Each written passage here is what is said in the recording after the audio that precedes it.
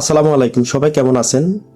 আমাদের আজকের আলোচনার বিষয় আসলে আমাদের অনেক ভাই প্রবাসে আছে এবং দীর্ঘ সময় প্রবাসে থাকার কারণে পারিবারিক অনেক ধরনের সমস্যার সম্মুখীন। উনি দেখা যায় যে বিয়ে করে বউ বাড়িতে রেখে গেছে, ওনার ওয়াইফ ওনার মায়ের কথা শুনতেছে না, মায়ের সাথে খারাপ ব্যবহার করতেছে, হাজব্যান্ডকে রেখে অন্য কারোর সাথে মোবাইলে বা অন্য কোনো ওয়েতে পরকীয়ায় আসক্ত, এছাড়া সাংসারিক নানান ধরনের জটিলতা থাকে। সেক্ষেত্রে প্রবাসে থাকা অবস্থায় কি কোনো কেউ ডিভোর্স দিতে পারবে কিনা, সেটা ছেলে হতে পারে, মেয়েও হতে পারে। অনেক সময় মেয়েরা দেখা যায় যে এডুকেশন বিষয়ে বিভিন্ন দেশে যায় বিয়ের পরে, সেক্ষেত্রে ছেলে হয়তো দেশে থাকতে পারে, অথবা ছেলে প্রবাসে তার কর্মের জন্য যেতে পারে, তার ওয়াইফ হয়তো দেশে হতে পারে।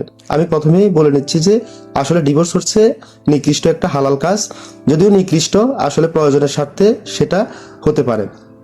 আর দ্বিতীয় যে বিষয়টা, আসলে প্রবাসে থাকা অবস্থায় ডিভোর্স দেওয়া যায়, সেক্ষেত্রে কিছু ক্রাইটেরিয়া থাকে। আমি আসলে সহজ ব্যাখ্যা দিচ্ছি সেটা কেমন হতে পারে। আমাদের মুসলিম পারিবারিক আইন 1961 সাতের কদারার একটা নোটিশের বিষয় থাকে। এছাড়া আমরা আইনজীবীর মাধ্যমে, এভিডেভিটের মাধ্যমেও ডিভোর্স দিতে পারি। তাহলে দুইটা ডকুমেন্টস এখানে দাঁড়ালো। প্রথমটা এভিডেভিট, সেখানে আপনার ডিভোর্সের কারণ এবং বিস্তারিত বিষয়গুলো থাকে। আর 7-1 নোটিশ চেয়ারম্যানের বরাবরের জন্য একটা। দ্বিতীয়টা, ছেলে যদি ডিভোর্স দেয় মেয়ের বাড়িতে যাবে, মেয়ে ডিভোর্স দিলে ছেলের বাড়িতে যাবে, এই ধরনের একটা নোটিশ থাকে। অথবা ওনার অ্যাড্রেসের বাইরে যদি উনি অন্য কোনো ঠিকানায় থাকে, যাকে ডিভোর্স দেওয়া হয় সেই ঠিকানায়ও একটা নোটিশ দেওয়া হয়ে থাকে। তাহলে এই প্রয়োজনীয় ডকুমেন্টসগুলো আপনি যিনি প্রবাসে থাকে ওনার যে ঠিকানা, সেই ঠিকানায় পাঠাবেন।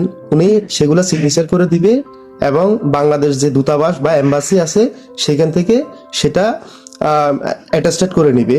এরপরে সেগুলো দেশে আসবে। দেশে আসলে পরবর্তীতে যে নোটিশ পাঠানোর কাজ বা আনুষঙ্গিক কাজগুলা আইনজীবী করতে পারবে। এইভাবে প্রবাসে থেকেও ডিভোর্স দেওয়া যায়। এছাড়া অন্য একটা সিস্টেম হলো, আপনি যদি প্রবাসে থাকেন সেক্ষেত্রে নোটিশগুলা দিবেন। আপনি যদি চান যে আপনি কাজীর মাধ্যমে ডিভোর্স দিবেন, সেক্ষেত্রে দেখা যায় যে যিনি আপনার এই কাজগুলো রেডি করে দিবে, ওনাকে কাজীর যে ওনাকে কাজের যে তালাক রেজিস্টার আছে সেটাতে সিগনেচার করতে হবে।